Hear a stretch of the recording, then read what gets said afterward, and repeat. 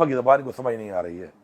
मेरा भी अंदाज़ा है कि इनको शराफा की ज़बान समझ नहीं आ रही है, या ये समझ रहे हैं कि हमारा सूबा जो है, हमारे सूबे के जो लोग हैं, या हम बहुत कमज़ोर लोग हैं।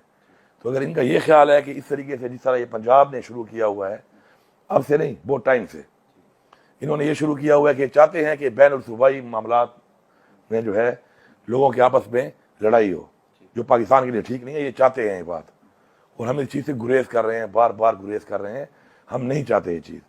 इनको अब बहुत अगर शौक चढ़ा हुआ है इस चीज़ का, तो फिर मैं तो यही कहूँगा कि मेरे पे जो इन्होंने एफआईआरें काटी हैं, मेरे वर्कर्स पे काटी हैं, मेरी लीडरशिप पे काटी हैं, मुझे पता है कि इनमें 99.9% ये सारी एफआईआरें फेक हैं।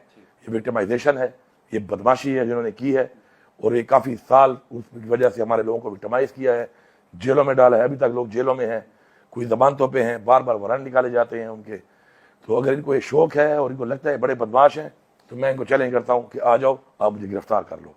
मैं आपकी गैरत देखता हूँ कि आप कैसे गलत पर्चे काट के गिरफ्तारियाँ करते हो। कोई मेरे सूबे के लोग इतने कमज़ोर नहीं हैं। इंशाल्लाह अपना तहफ़्फ़ुज़ करना भी जानते हैं, अपने वज़ीर आला का तहफ़्फ़ुज़ करना भी जानते हैं, अपने हकूक़ का तहफ़्फ़ुज़ करना भी जानते हैं। तो ये आएँ और आके ज़रा मुझे गिरफ्तार करें आकर, ताकि पता चले कि इनमें कितना ज़ोर है और कितना दम है, और हम भी बता सकें लोगों को कि हमारे में कितना ज़ोर है और हमारे में कितना दम है।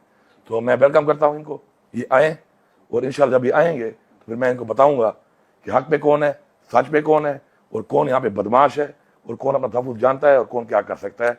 अब अगर इनको इस चीज़ का शौक है तो फिर वही बात है, मैदान भी हाजिर है, घोड़ा भी हाजिर है, सवार भी हाजिर है। फिर मैदान छोड़ के भाग ना जाएँ, क्योंकि इनका पिछला रिकॉर्ड भी ऐसा है कि फिर मैदान छोड़ के भागते हैं। बगैर मैंडेट के बैठी हो तुम मरियम, तुम वज़ीर आला बन चुकी हो, तुम्हारे पास मैंडेट है, तुमने मैंडेट चोरी किया हुआ है, तुम्हारी हुकूमत जैली हुकूमत है, मैंडेट चोरी की हुई हुकूमत है। न तुम्हारे पास अवाम की ताकत है, न तुम्हारे पास अवाम का वोट है। अपनी हद में रहो, अपनी हदों को क्रॉस ना करो। तुम एक औरत हो, हमारा कल्चर नहीं है कि औरत के बारे में बात की जाए। तुम वज़ीर आला बन गई हो, वो भी बगैर मैंडेट के।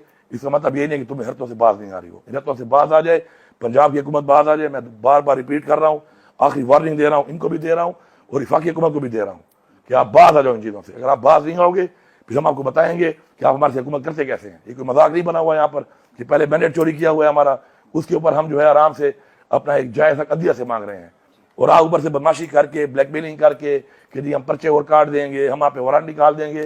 तो मरियम मैडम तो सुन लो एक बात, ये मेरा पैगाम है तुम्हें स्पेशली मरियम नवाज को। एक मर्द होगा अच्छा मुझे नहीं लग रहा, लेकिन मैं मरियम नवाज को नहीं, वज़ीर आला पंजाब को मैसेज दे रहा हूँ। तुम्हारे बाप नवाज शरीफ पे, ये मेरे घर के साथ 100 फुट पे एक थाना है, कैंट थाना, उस पर गद्दारी की एफआईआर हुई पड़ी है।